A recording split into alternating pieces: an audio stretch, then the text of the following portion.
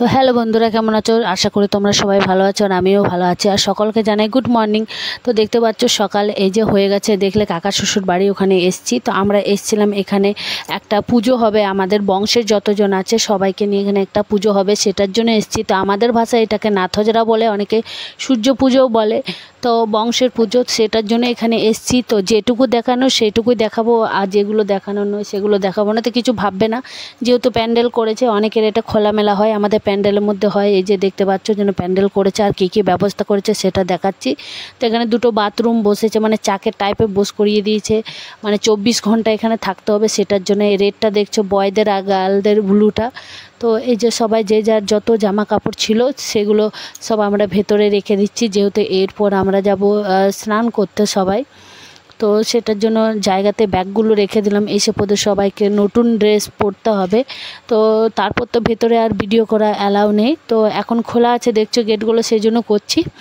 তারপর আর এই যে আমাদের ট্র্যাক্টর চলেছে, যেহেতু প্রচণ্ড রোদ ছিল, তো এত রোদে তো হেঁটে হেঁটে খালি পায়ে যাওয়াটা হতো না, সবাই খালি পায়ে ছিলাম। তো এই যে ট্র্যাক্টর এসছে, তো লাইফে ফার্স্ট টাইমে যে ট্র্যাক্টরের মধ্যে বসে যাচ্ছি, খুব ভালো লাগছিল, এনজয় হচ্ছিল। এই যে দেখতে পাচ্ছ বংশের সব এখানে সবাই কাকিমারাই হবে, তাছাড়া তো কেউ নেই, সব কাকি শাশুড়িরা, কাকা শ্বশুরাই, যে আমার বর আর জায়ের ছেলে ওই যে বসে আছে ট্রেক্টরের মধ্যে। তো এই যে দেখতে পাচ্ছ আমরা চলে এসেছি দামোদর নদী। তো এইগুলোতে যেগুলোতে যাচ্ছে গাড়িটা সেখানেও জলে ভর্তি থাকে, কিন্তু জল নেই, একদমই কমে গেছে। এই যে দেখতে পাচ্ছ দূর থেকে দেখা যাচ্ছে জলটা।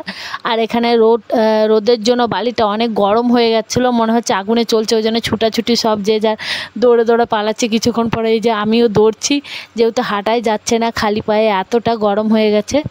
তো যা হোক, গরম লাগছে তাও ছুটে ছুটে ছুটে ছুটে ওই যে ঘাসের মধ্যে যায়, তারপর দাঁড়িয়ে যায়।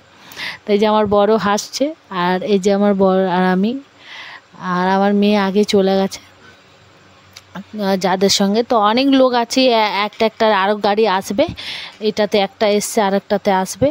তো এই যে দেখতে পাচ্ছ দামোদর নদী।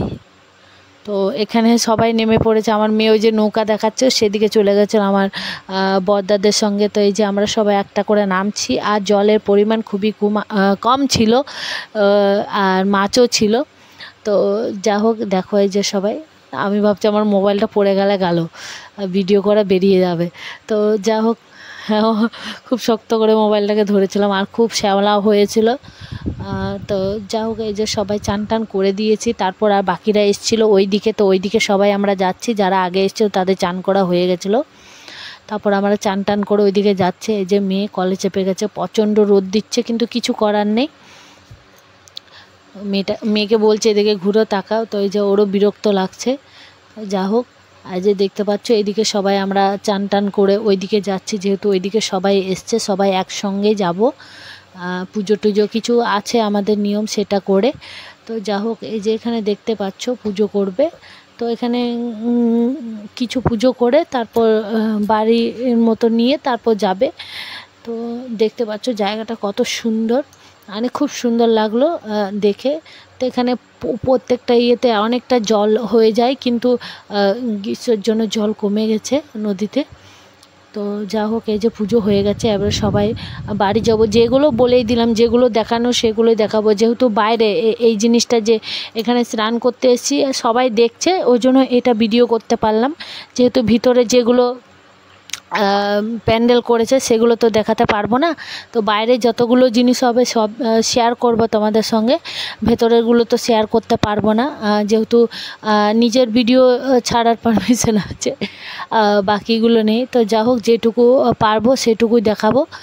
আর ভেতরে কি পুজো হচ্ছে না হচ্ছে সেটা তো দেখাতে পারবো না, আমাদের দেখাতে নেই, যেহেতু প্যান্ডেলটা করা ছিল। অনেকে খোলামেলাতে হয়, কিন্তু আমাদের খোলামেলা হয় না, আমাদের প্যান্ডেলের ভেতরে হয়, সেই জন্য। তো এই যে দেখতে পাচ্ছ, এবারে যে ওখানে পুজো হবে, তো এই যে চান করে সবাই যাচ্ছে বাড়ি নিয়ে।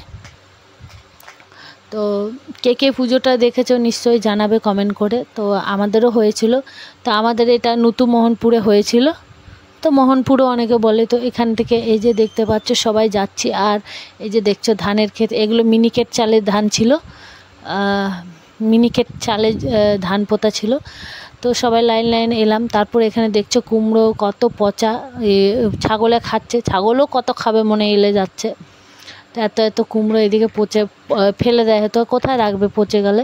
তো এই যে আমার মেয়ের গরম লাগছে না, খালি পায়ে এদিক ওদিক ছুটে বেড়াচ্ছে। তো সবাই দেখছো রোদের জন্য ছাওয়া খুঁজে বেড়াচ্ছে, যাতে ছাওয়াতে যেয়ে পদে পাটা আরাম পায়। তো এখানে দেখতে পাচ্ছ সে দেখিয়েছিলাম আসার সময় টোটোতে, তো ওই যে ওই কুমড়ো।